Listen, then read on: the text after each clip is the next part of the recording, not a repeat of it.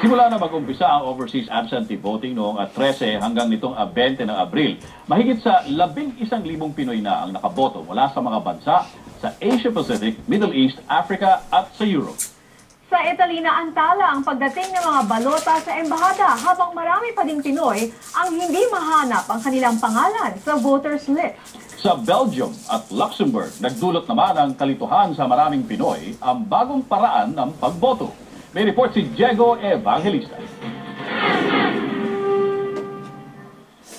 Tanda Pandan Teruedas ang nangyari ng mga nagdaang eleksyon, kaya hindi daw siya interesadong bumoto kahit nakarehistro sa embahada. Mga nakaraang eleksyon na tulad ng halimbawa ni FPJ na namanipulan ng gobyerno, hindi na ako interesado munang bumoto sa ngayon dahil pinag-aaralan ko yung sistema ng gobyerno. Iba naman ang pananaw ni Noel Gofredo. Unang araw pa lang ng botohan, nagtungo siya sa embahada. Acknowledgement receipt. Ang ginawa ko po, nagpunta po ako dun sa sa staff ng embassy para i-verify sa computer. Hindi rin niya nakita yung pangalan ko. Nakipag-ugnay si Gofredo sa embahada para malaman kung hindi naprobahan ng COMELEC ang voters application.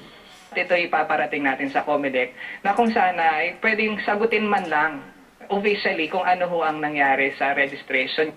Ayon sa embahada, may 4 na paraan para makita ang listahan ng mga pangalan ng botante sa OAV na nagpapatunay na aprobado ng COMELEC. Makakatulong daw ito kung sakali na hindi nakasama sa alinmang listahan ang pangalan. Sa Brasos, aminado ang Philippine Embassy na marami pa rin ang nalilito sa bagong paraan ng pagboto para sa overseas absentee voting. Wala na kasing personal voting sa embahada dahil postal voting na ngayon sa Belgium at Luxembourg. Noong nakaraan po ng 2010 presidential elections, tayo po ay personal voting, so kayo po ay nire-require na pumunta sa embahada at ihulog sa ballot box ang inyong balota in person. Pero po ngayon po ay ang tawag ay modified postal voting.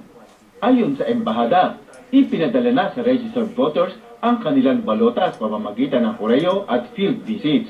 Maaari nilang dalhin sa embahada o ipadala sa pamamagitan ng mail ang nasagutang balota. Kasama si Raquel Crisostomo para sa Balitang Europe, Diego Evangelista, Rome, Italy.